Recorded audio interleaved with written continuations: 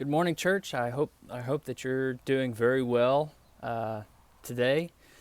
Um, if you've read the text this morning, you'll see that really we're sprinting through the book of Acts rather than taking a detailed look throughout it.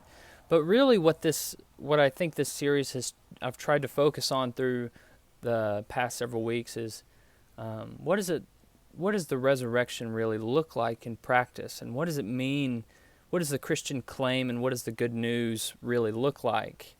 And so that's what we're going to be exploring today with the texts that are given. So today we were reading Acts chapter 17, verses 1 through 9, and then we're also reading 1 Thessalonians chapter 1, verses 1 through 10. And this is really about Paul's ministry and in particular the sort of claims that he was making while he was in Thessalonica. And just some background on the history of this town, Thessalonica. Thessalonica was a very strong city of the empire. The influence of Rome was everywhere in Thessalonica. It was a very Greek town as well, so there was a lot of religious worship and politics. The Hellenistic culture was there in a very strong way.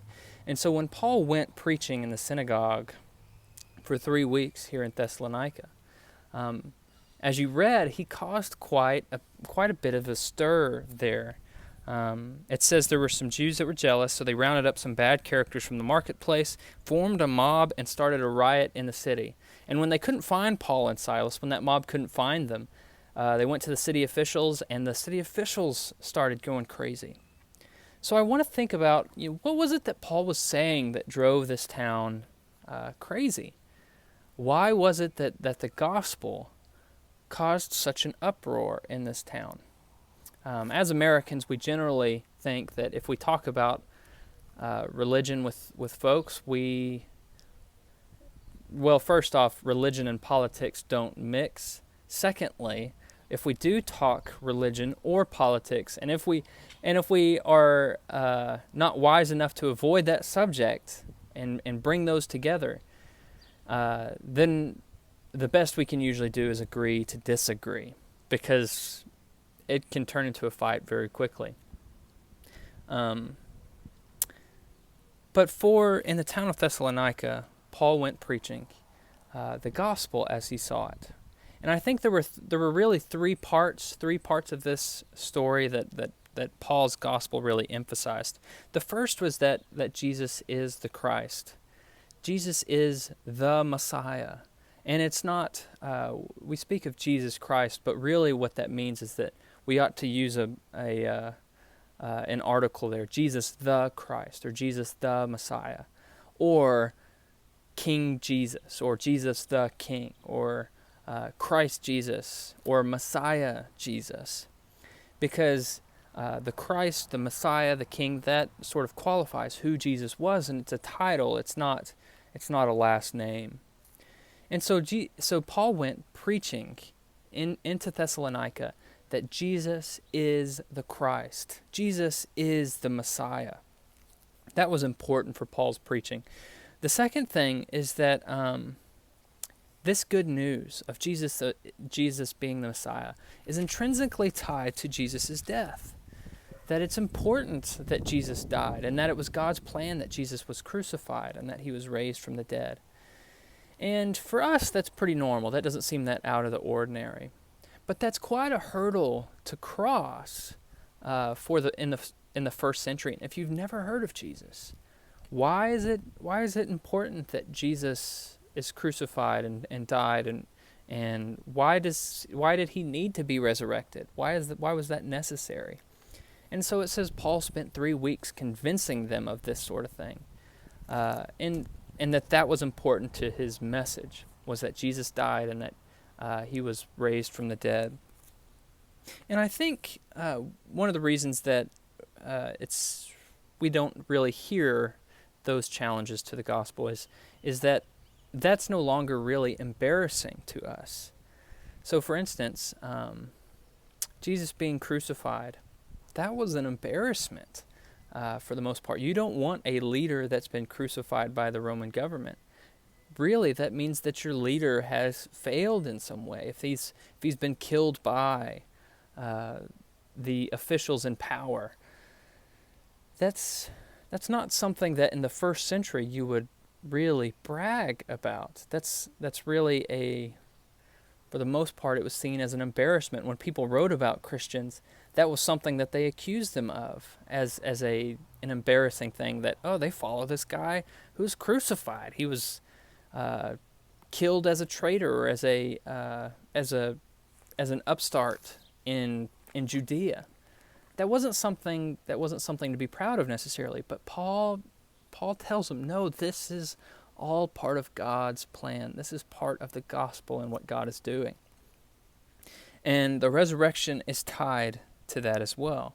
And so it says, some of the Jews were persuaded and joined Paul and Silas, as did a large number of God-fearing Greeks and many prominent women. So those are two things. That Paul was preaching the gospel, that Jesus is the Christ, that Jesus is the Messiah. Secondly, that it was necessary for Jesus to suffer and die, and for God to raise him back to new life. And the third thing that's really important in Acts, that Luke really pays attention to here, is the political nature of these claims, and which is really what I'm getting at during this in this sermon. That the resurrected community, that the claim that Jesus is the Christ, to follow him, is to challenge the Roman government in many ways, to challenge those who are already in power. Because you see in Thessalonica what their claim was to the city officials. It says, they dragged Jason, which Paul and Silas, who they were staying with, and some other brothers before the city officials, shouting, "These men who have caused trouble all over the world have now come here."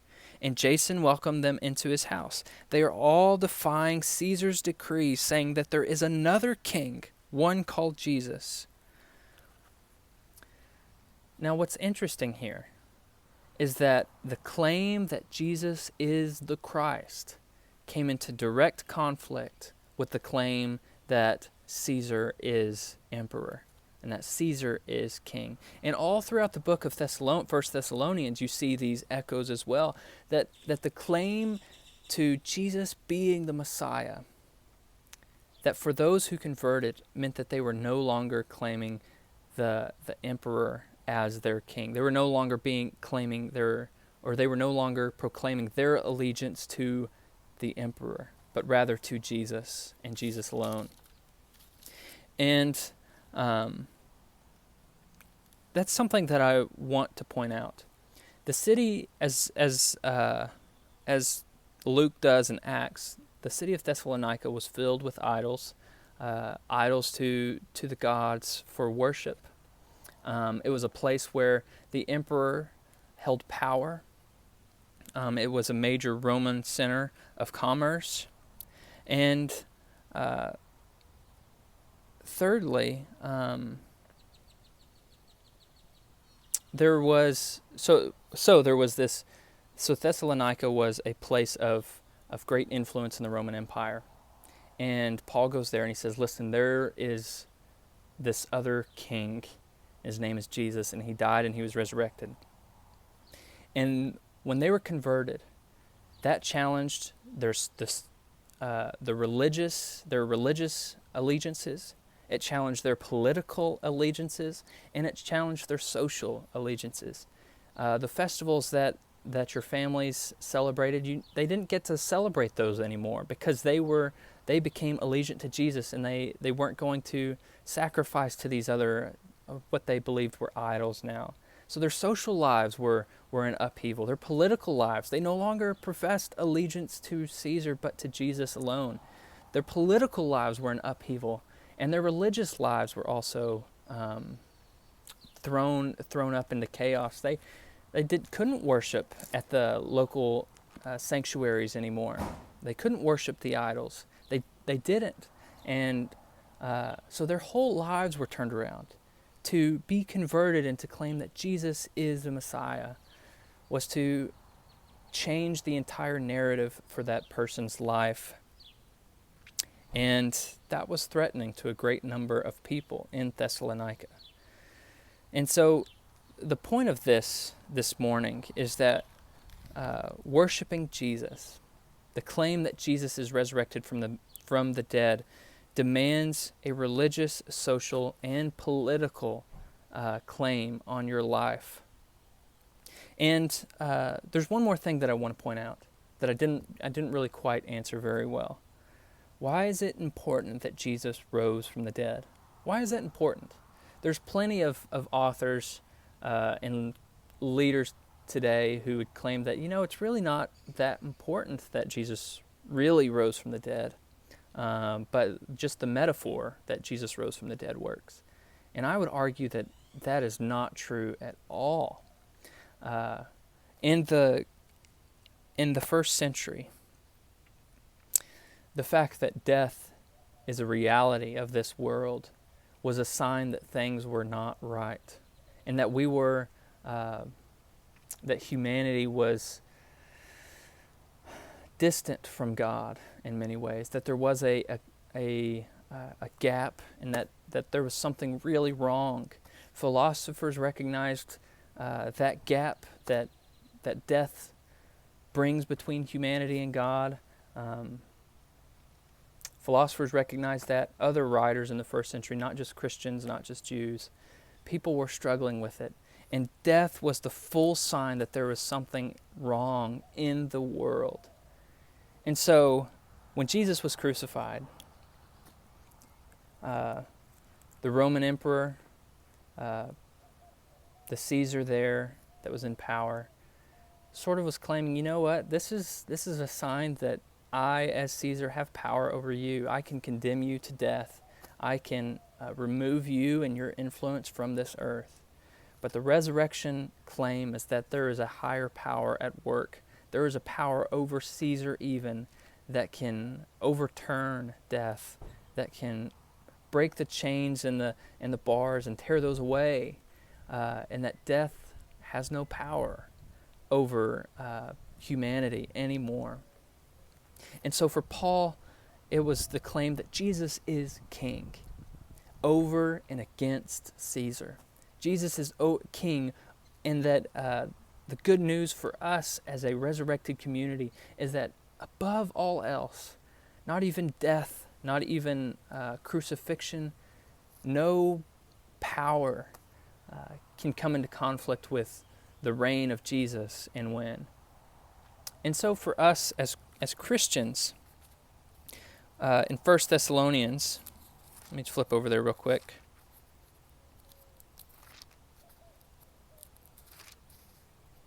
In 1 Thessalonians chapter 1, Paul is exhorting the community in Thessalonica, this converted community that he preached the gospel to, and he says, "They tell how you turn to God from idols to serve the living and true God, and to wait for his Son from heaven, whom he raised from the dead, Jesus, who rescues us from the coming wrath."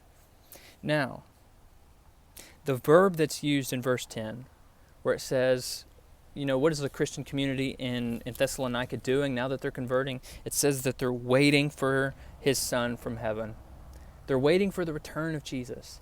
The verb that's used there, the infinitive, to wait, it's actually a pretty rare verb. And Paul doesn't use the more common way to express waiting. Rather, it's sort of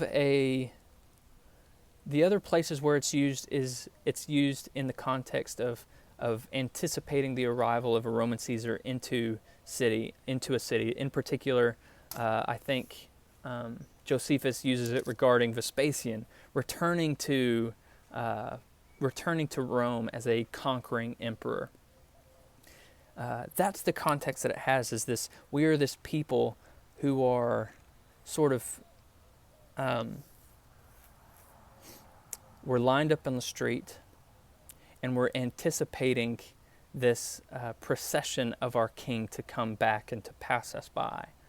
I can't think of the word is where, they line up with cars and trailers and they throw the candy out to people lined up on the street. I don't know how I forgot that word, but for that event. But that's what it has in mind, that we are anticipating the arrival of our Jesus, that we are waiting with expectation Jesus to come down the road and to finally defeat the powers of death and to bring us into his kingdom with him.